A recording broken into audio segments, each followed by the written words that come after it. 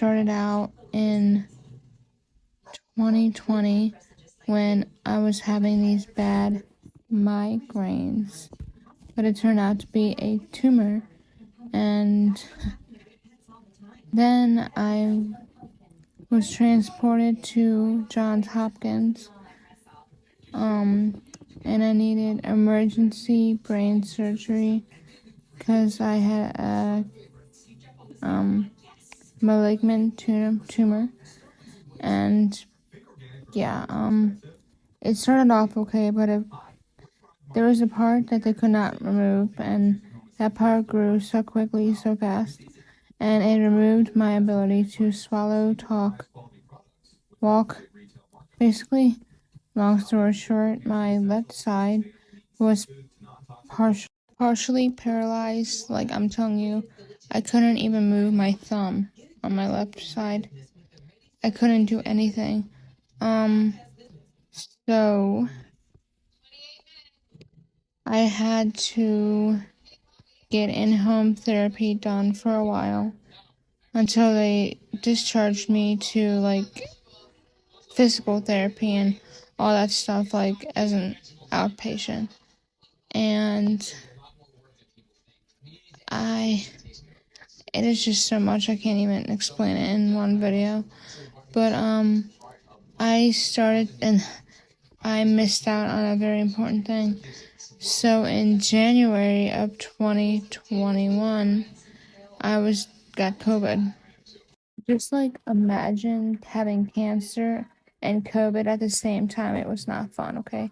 So I had a blood clot, which was caused from me not being able to move my left side, and it traveled to my lungs. And also I had a fungal infection that traveled to my lungs, which was caused by COVID. So all in all, Happy New Year 2021. Okay, I went to the hospital and it was so bad, like I almost died. Like, I'm not even kidding.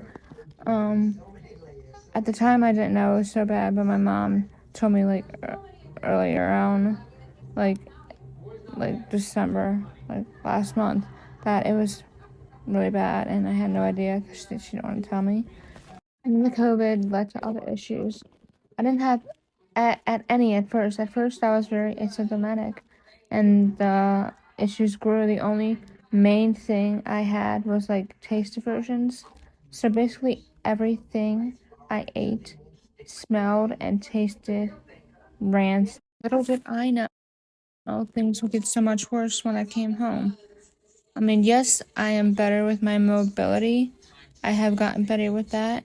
But when I first came home, the COVID like really kicked in and I could not eat anything. Like, I literally had to like clip my nose to eat because it was that bad. It got to the point where I weighed 103, and that was less than what I weighed when I was anorexic at 14 years old. The lowest I weighed when I was in high school was 104, and I weighed 103 just a couple months ago, like October-ish.